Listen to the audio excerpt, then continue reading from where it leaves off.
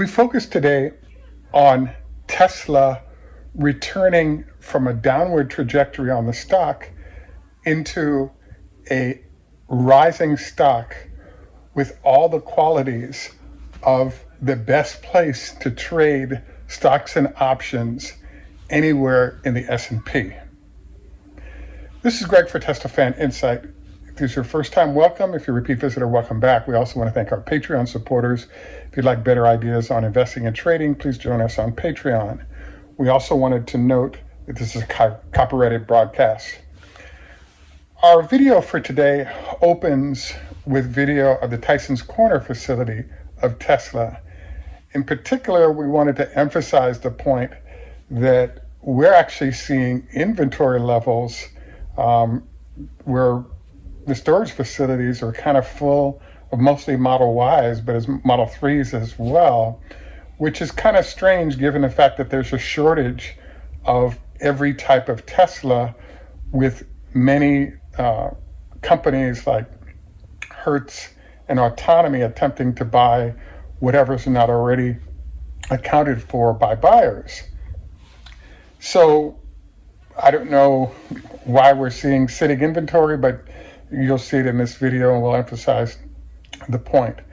We also wanted to share that there are a bunch of characteristics that make Tesla excelente for trading options. In particular, as you've noticed over the last week or so, we're getting some of the qualities that Tesla had in the past. Typically 50-point moves up or down, or 25 down, 25 up, or something of that ilk.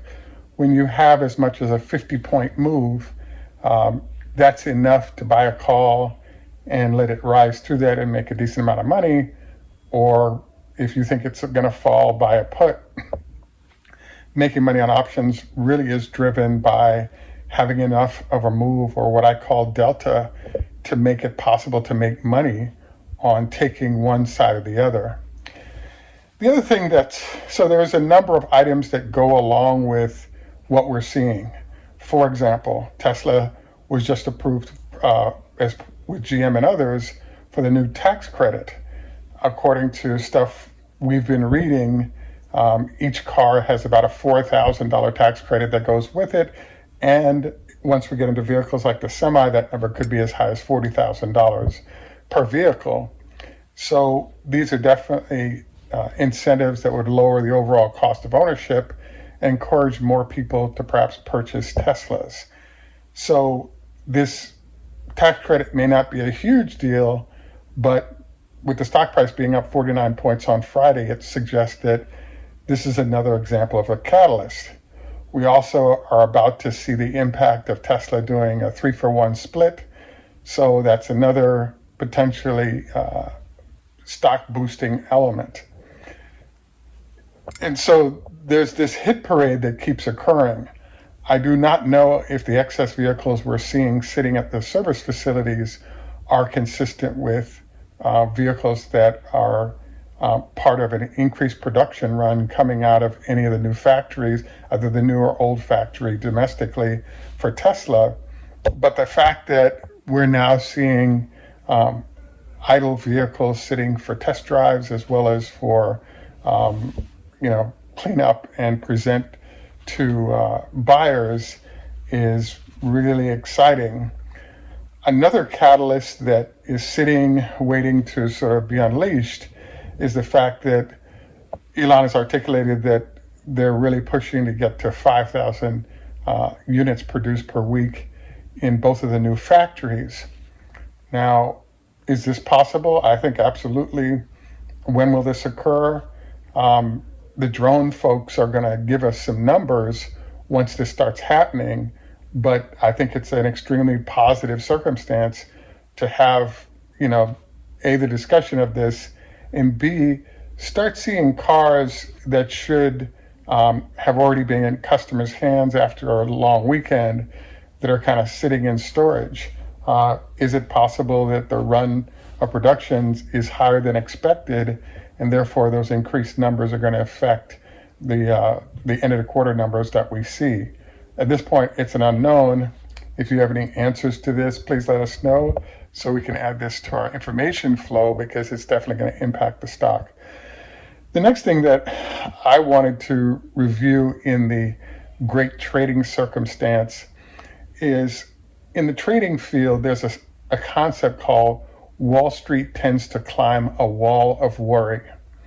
So we've covered this in the past, but it turns out that in general, particularly stocks as famous as Tesla, tend to be either oversold, which means it's sold down way beyond where it should be, or overbought, which means that it's at the higher end of its price range relative to its fundamentals.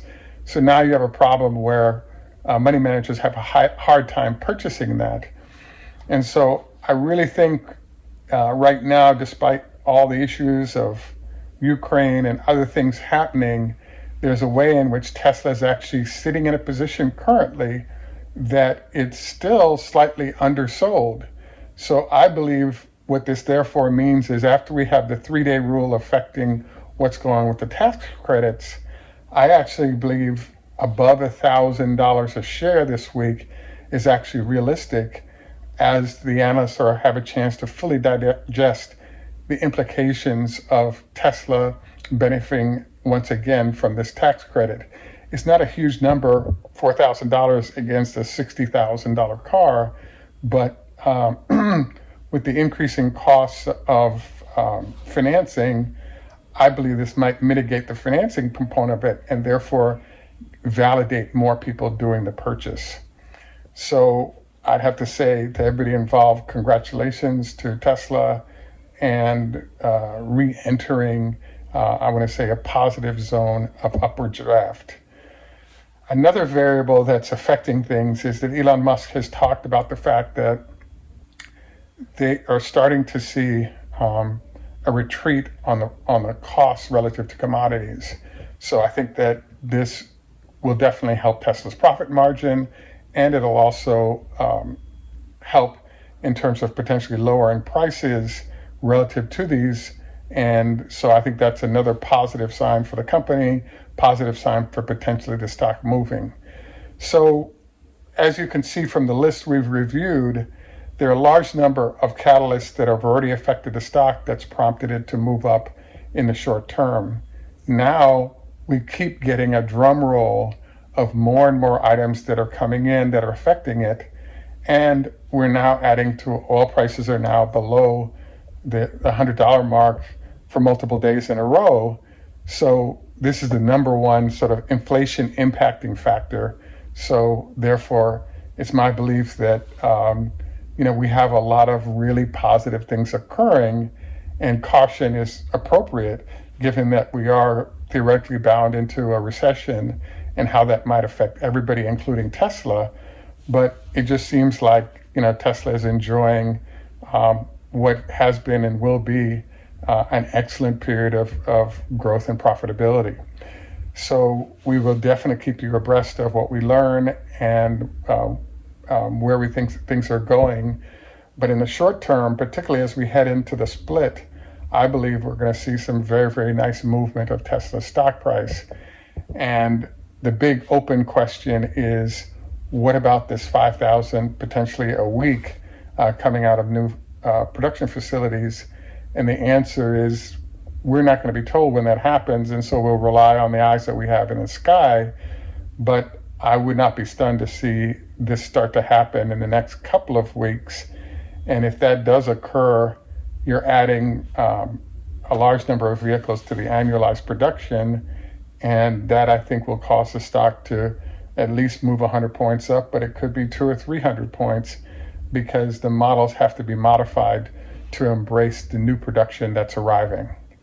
So for those of you who are traders, congrats. We're in an environment, I think, that's healthy to potentially re-enter or put your toe in the trading market. It never hurts to be hedged, but I do think there are enough catalysts there that Tesla should be a $1,000 stock within the next week or two. And as you know, once it starts rolling, it's not unusual to see Tesla pick up, $100 or $200 in share price in a fairly short period of time, which I think is entirely possible. At any rate, I want to thank you once again for joining us. This is Greg for Teslafaninsight. Tschüss, macht's gut, au revoir, lehit road, hoda hafez, zdravstvuyte. And in Jamaica, we say enough respect. Our health tip today is don't forget your 25 leg lifts per leg to ensure that you don't have, per day, to ensure that you don't have issues with your knees going forward and their replacement if you strengthen the quad muscles around. Let us know if you'd like to see us remove it, but there's this a physical therapist who introduced us to sort of back stretches that you should be doing 3 times a day, and that'll make a big difference in terms of your overall health. And I want to make sure everybody has seen this and has an opportunity to start doing it, so that's why we keep including it on our show. At any rate, I look forward to our next discussion. This is Greg for Teslafaninsight. Tschüss, German, au revoir. You with Mark? It's Renew Physiotherapy. Great. So Mark, every day we do a different exercise, and just wondered what you recommend that people do every day relative to the back. If you could only do one exercise, what I would do would be to put your hands on your back like this. Do a back bend. Nice and easy, 10 times. Okay. And that will counteract all of the bending forward that we do throughout the day, whether it's sitting at the computer, sitting in the car, bending forward to get things and pick it up. Even when we sleep at night, people tend to curl up and bend forward. Doing just this nice, easy stretch 10 times, 4 to 5 times a day will get your back healthy. And your Renew Physiotherapy. Renew Physiotherapy. You also recommend the Cobra, where you're laying on your stretch would be great, where you're laying on the ground and you push on up like this. And that'll help stretch out your spine. Great. Yeah. Thank you very much, Mark.